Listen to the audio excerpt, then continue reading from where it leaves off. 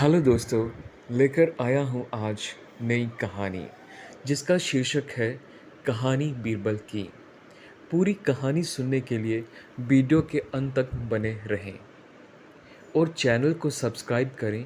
इसके साथ ही वीडियो को शेयर करें और बेल आइकन प्रेस करना ना भूलिएगा। अपने बचपन में कई कहानियाँ और लोक कथाओं में बीरबल के बारे में तो ज़रूर सुना होगा। बीरबल अपनी बुद्धिमत्ता, हाजिर जवाबी और तर्क वितर्क करने की क्षमता के लिए जाने जाते हैं। यही वजह है कि वह शहनशाह अकबर के नवरत्नों में से एक थे। बीरबल का असली नाम पंडित महेश दास दुबे था।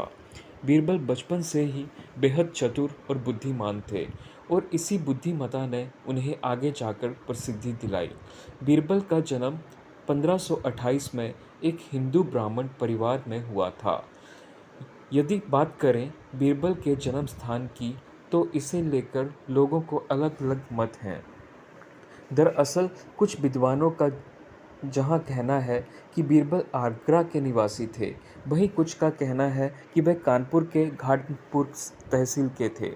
कुछ का कहना है कि वह दिल्ली के निवासी थे, तो कुछ कहते हैं कि मध्य प्रदेश के सीधी जिले में वे निवास करते थे। हालांकि ज़्यादातर विद्वानों का मानना है कि वह मध्य प्रदेश के सीधी जिले में स्थित घोघरा गांव से संबंधित थे। बीबीसी की एक रिपोर्ट के मुताबिक बीरबल का जन्म मध्य प्रदेश के सीधी जिले में ही हुआ था तथा आज भी बीरबल की पीढ़ियां यहां निवास करती हैं। बीरबल के पिता का नाम गंगादास था तथा उनकी माता का नाम अनाभा देवी था। बीरबल की शादी उर्वशी देवी के साथ हुई थी। उनकी एक पुत्री भी थी जिनका नाम सौदामिनी दुबे था। बीरबल एक बेहद ही समझदार और सुलझे हुए व्यक्ति होने के साथ ही संस्कृत, हिंदी और पर्शियन भाषा के ज्ञानी भी थे। उनके द्वारा लिखी गई ब्रज भाषा में कई कविताएं विद्यमान हैं। इसके साथ ही वे एक साहित्यकार भी थे। बीरबल एक अच्छे इंसान भी थे क्योंकि वह हमेशा गरीबों की मदद में लगे रहते थे। माना जाता है कि 1556 से 1562 के बीच बादशाह अकबर ने बीरबल को कवि के रूप में अपने दरबार में नियुक्त किया था। बीरबल की बादशाह अकबर से कैसे मुलाकात हुई, इसे लेकर भी कई विद्वान और इतिहासकारों के अलग-अलग मत हैं। बीरबल की मौजूदा पीढ़ी का कहना है कि बीरबल पहले रीवा के महाराज के दरबार में बतौर कवि के रूप में कार्यरत थे। उन्होंने ही बादशाह अकबर को बीरबल उपहार स्वरूप दिया था। हालांकि कई इतिहासकार इस तथ्य से इनकार करते हैं। वहीं उन दोनों की मुलाकात के संबंध में एक अन्य कथा प्रचलित है जिसमें ये कहा जाता है कि बादशाह अकबर ने एक बार अपने नौकर को 250 ग्राम चूना लाने पनवाड़ी की दुकान भेजा। चूना ले जाते समय बीरबल ने नौकर से कहा कि तेरे पान से बादशाह की जीभ कट गई होगी, इसलिए वे ये सारा चूना तुझे खिलाएंगे, इसलिए अपने साथ घी भी लेते जाना। जब नौकर दरबार में चूना लेकर पहुंचता है तो बीरबल ने जैसे कहा था वैसा ही होता है। बादशाह उसे चूना खाने का आदेश सुनाते हैं। चूना खाने के तुरंत बाद ही नौकर घी भी पी लेता है। जब अगले दिन बादशाह अकबर नौकर को देखते हैं तो वह उसे भला चंगा देखकर हैरान रह जाते हैं तथा उससे पूछते हैं कि ऐसे कैसे हुआ। तब वह बादशाह को बीरबल की सारी बातें बताता है।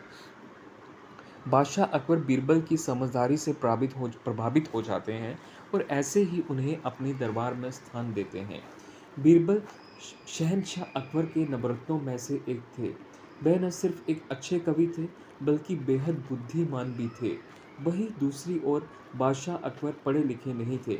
इसकी वजह ये थी कि उन्हें उनके पिता के अकस्मात देहांत के बाद ही किशोरावस्था में राजा बना दिया गया था। फिर भी वह समझदार लोगों की काफ़ी कदर किया करते थे। बादशाह अकबर समझदारों से तर्क वितर्क करते थे तथा उन्हें परखने की क्षमता रखते थे। यही वजह थी कि वे बीरबल की बुद्धिमत्ता से भी प्रभावित हुए।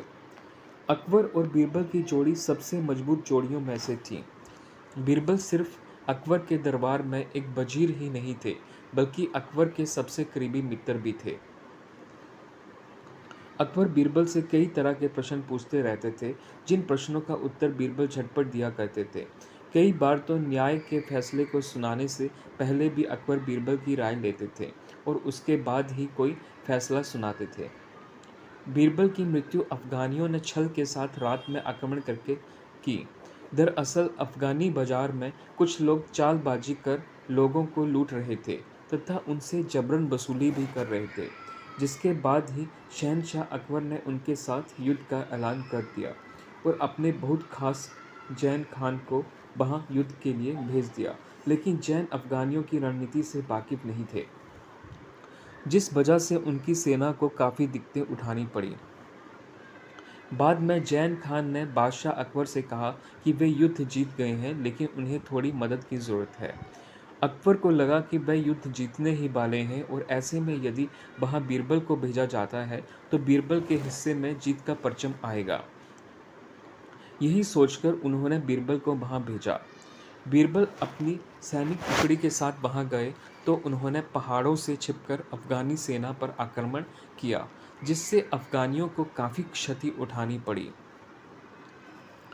लेकिन जैसे ही अंधेरा छा गया, वैसे ही बीरबल ने युद्ध को रोक दिया तथा अगले दिन युद्ध की रणनीति तैयार करने में जुट गए।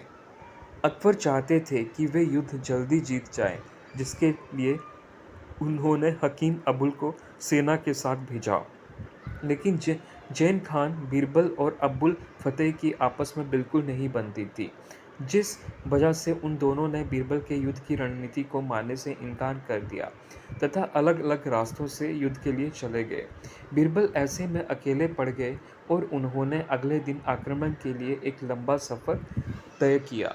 आगे जाकर जब वे अपनी सेना को लेकर रुके तो वहाँ पहले ही दुश्मन उनका इंतज़ार कर रहे थे।